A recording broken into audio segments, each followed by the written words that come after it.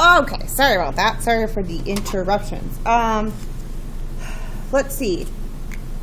Next question is 5.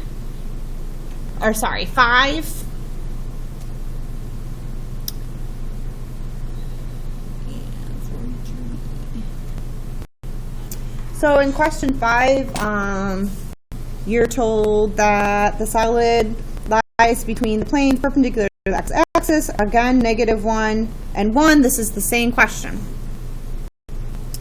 And this is really like B. So here's my circle. These are the same curves as up in number 1.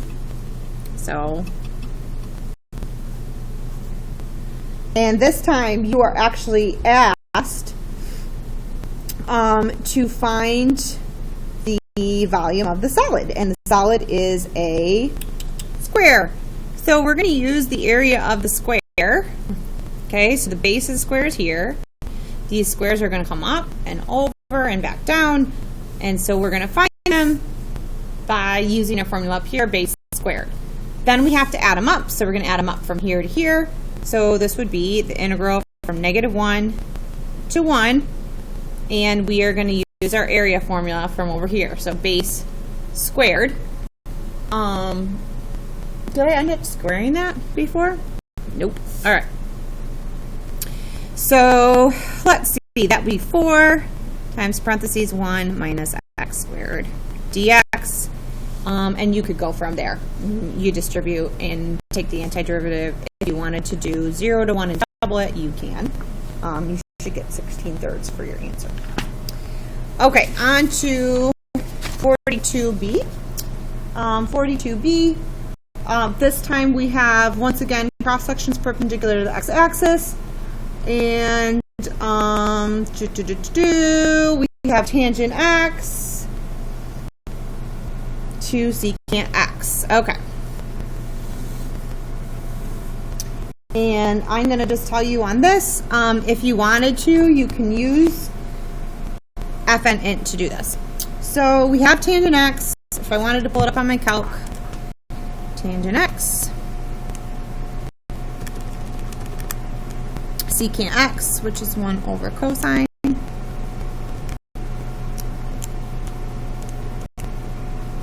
and I'm going from -pi3 to pi3.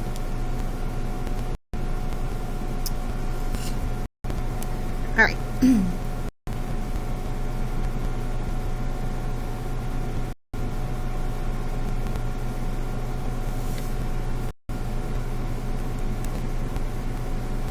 I'm going to try to make this a little bit smaller so we can see it better.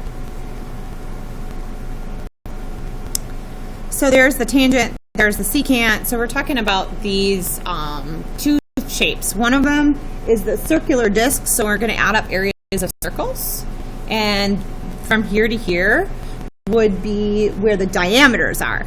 So if I wanted to know what the radius was, I'd have to cut that in half. And so let's just go through and say, okay, we know the diameter is, this curve's the secant, is secant x minus tangent x.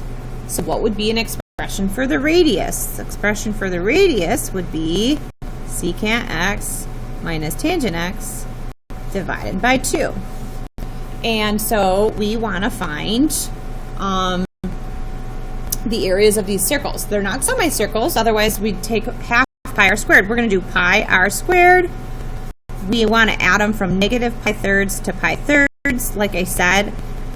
Yeah, is it, you could pull the 1/2 out, whatever. You could use some trig properties, but you can use fn int. So use fn int to integrate this. Best x, so you do -3 pi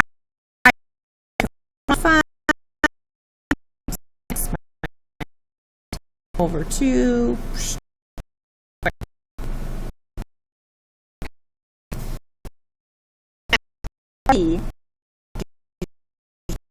Now,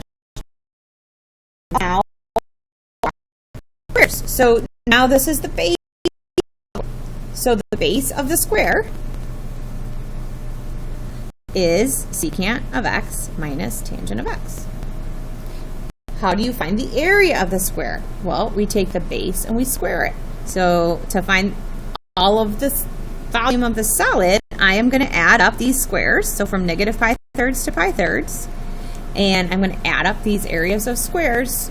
And I put this in base parentheses squared.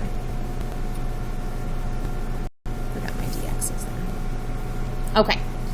So hopefully that is helpful to you on setting up those problems for cost